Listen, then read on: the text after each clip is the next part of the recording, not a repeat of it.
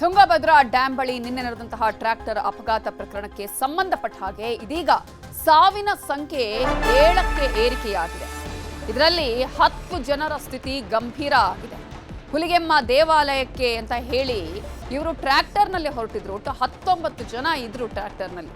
ಆದರೆ ಅಲ್ಲಿ ನಡೆದಂತಹ ಈ ಒಂದು ಅಪಘಾತ ಇಮಿಡಿಯೇಟ್ ಆಗಿ ಆ ಡ್ಯಾಮ್ನಿಂದ ಕೆಳಗೆ ಪಲ್ಟಿಯಾದಂತಹ ಟ್ರ್ಯಾಕ್ಟರ್ನಲ್ಲಿ ಸ್ಥಳದಲ್ಲೇ 6 ಮಂದಿ ಸಾವನ್ನಪ್ಪಿದ್ರೆ ಚಿಕಿತ್ಸೆ ಫಲಕಾರಿಯಾಗದೆ ಒಬ್ಬರು ಸಾವನ್ನಪ್ಪಿದ್ದಾರೆ. ಕೊಪ್ಪಳದ ಮುನಿರಾಬಾದ್ನಲ್ಲಿ ನಿನ್ನೆ ನಡೆದಂತಹ ದುರಂತ. ಸಂಡೂರು ತಾಲೂಕಿನ ಮರ್ಲಾರಹಳ್ಳಿಯಿಂದ ಟ್ರ್ಯಾಕ್ಟರ್ನಲ್ಲಿ ಹೊರಟಿದ್ರು ಭಕ್ತರು. ಟ್ರ್ಯಾಕ್ಟರ್ನಲ್ಲಿ ಹುಲಿಗೆಮ್ಮ ದರ್ಶನಕ್ಕೆ ಅಂತ ಹೇಳಿ 19 ಜನ ಹೊರಟಿದ್ರು. ಈ ವೇಳೆ ಲಾರಿ ಡಿಕ್ಕಿಯಾಗಿ ಸೇತುವೆ ಮೇಲಿಂದಾನೇ ಟ್ರ್ಯಾಕ್ಟರ್ ಪಲ್ಟಿಯಾಗಿ ಕೆಳಗೆ ಬಿದ್ದಿದೆ. ಪಲ್ಟಿ ಆದಂತಹ ರಭಸಕ್ಕೆ ಸ್ಥಳದಲ್ಲೇ 6 ಜನ ಸಾವನ್ನಪ್ಪಿದ್ದಾರೆ. ಈಗ ಚಿಕಿತ್ಸೆ ಫಲಕಾರಿಯಾಗದೆ ಮತ್ತೊಂದು ಮಗು ಕೂಡ ಆಸ್ಪತ್ರೆಯಲ್ಲಿ ಸಾವನ್ನಪ್ಪಿದೆ. ಗಾಯಾಳುಗಳಿಗೆ ವಿಜಯನಗರ ಹಾಗೆಯೇ ಕೊಪ್ಪಳ ಜಿಲ್ಲಾಸ್ಪತ್ರೆಯಲ್ಲಿ ಚಿಕಿತ್ಸೆಯನ್ನ ನೀಡಲಾಗ್ತಾ ಇದೆ. ಕೊಪ್ಪಳ ಜಿಲ್ಲಾಸ್ಪತ್ರೆಯಲ್ಲಿ 8 ಜನರಿಗೆ ಚಿಕಿತ್ಸೆಯನ್ನ ನೀಡಲಾಗ್ತಾ ಇದ್ದು ಒಬ್ಬರ ಸ್ಥಿತಿ ಇನ್ನೂ ಕೂಡ ಗಂಭೀರ ಆಗಿದೆ. ಈ ಹಿನ್ನೆಲೆಯಲ್ಲಿ ಗಂಭೀರವಾಗಿ ಗಾಯಗೊಂಡ ವ್ಯಕ್ತಿಯನ್ನ ಹುಬ್ಬಳ್ಳಿಯ ಕಿಮ್ಸ್ಗೆ ಕಳುಹಿಸುವಂತಹ ಸಾಧ್ಯತೆ ಇದೆ.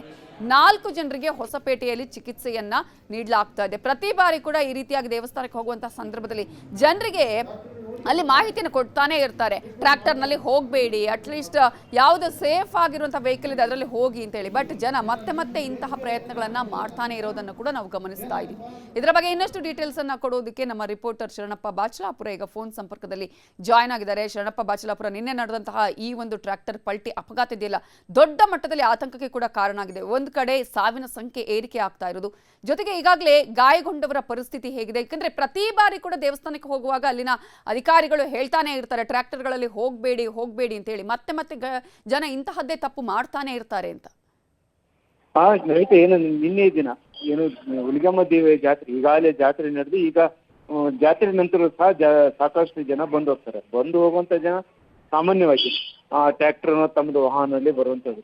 ಆದರೆ ನಿನ್ನೆ ಒಂದಿಷ್ಟು ಹಿಂದಿನ ವಾಹನದ ಚಾಲಕನ ಅಜಾಗರೂಕತೆನೇ ಮುಖ್ಯ ಕಾರಣ ಅಂತ ಹೇಳ್ತೀವಿ. ಯಾಕಂತ ಹೇಳಿದ್ರೆ ಮೊದಲು ಒಂದು ಟಿಪ್ಪರ್ ವೇಗದಲ್ಲಿ ಬಂದು ಫ್ಯಾಕ್ಟ್ರಿಗೆ ಡಿಕ್ಕಿ ಬಿಡ್ತಿದೆ. ಅದರ ನಂತರ ಬಂದಿರುವಂತ ಕೆಂಟರ್ ಅದನ್ನು ಹೊತ್ಕೊಂಡು ಹೋಗಿ ಅದು ಪ್ರಪಾತಕ್ಕೆ ಬೀಳ್ತಿದೆ. ಅಂದ್ರೆ ತುಂಗಭದ್ರಾ ನದಿಯ ಏನು ಪ್ರಪಾತ ಇದೆ ಅದರಲ್ಲೇ ಬಿದ್ದಿತ್ತು. ಅದರಲ್ಲಿ ತಕ್ಷಣಕ್ಕೆ ಅಲ್ಲಿ 6 ಜನ ಸಾವನ್ನಪ್ಪಿದ್ರು.